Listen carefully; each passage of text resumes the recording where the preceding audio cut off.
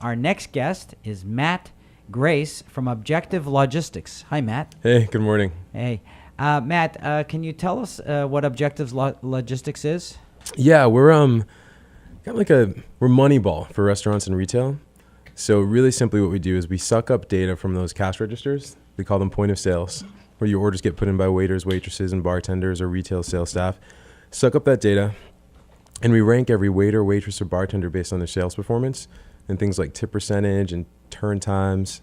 And then with that rank, we automatically schedule them to the shifts they prefer to work. And we also give them some other rewards.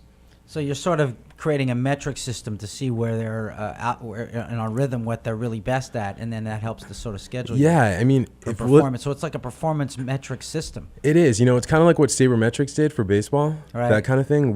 And the movie Moneyball is probably the best analogy I could make. That's what we do for, to be really honest, the biggest unprofessionalized sales force on the planet. It's waiters and waitresses, and they're all commission based. Their Right. commissions are just called tips.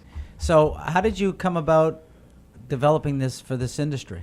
It's funny because I think we were in it was probably in like 2007. We were in at Uno's over here. I was working for in this area. I was working for Oracle at the time, kind of traveling all over the place.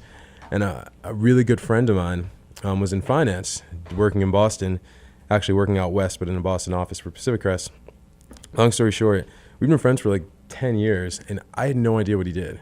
I'm like, I know you do something in finance, some kind of magical stuff. And he's like, well, I know you do something with computers, some kind of thing like that. What is it?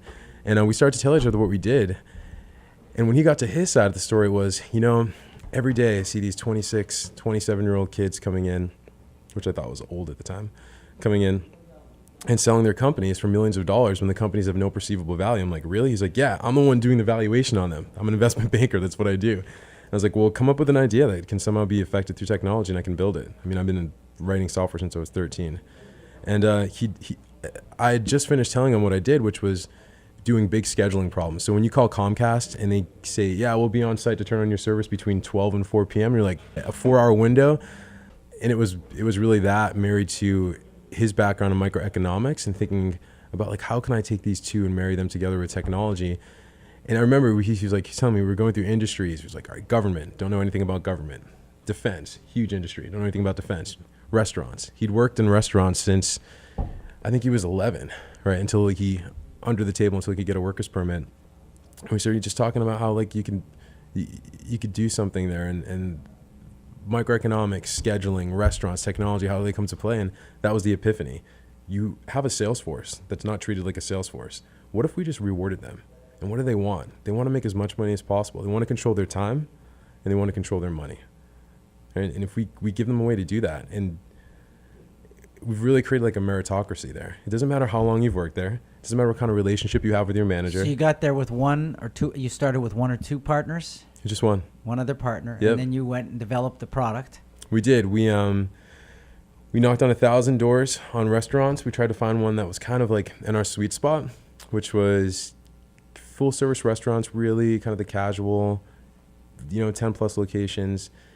And door 1001 opened up to us. It was a guy by the name of Steven Silverstein from Not Your Average Joe's. Right.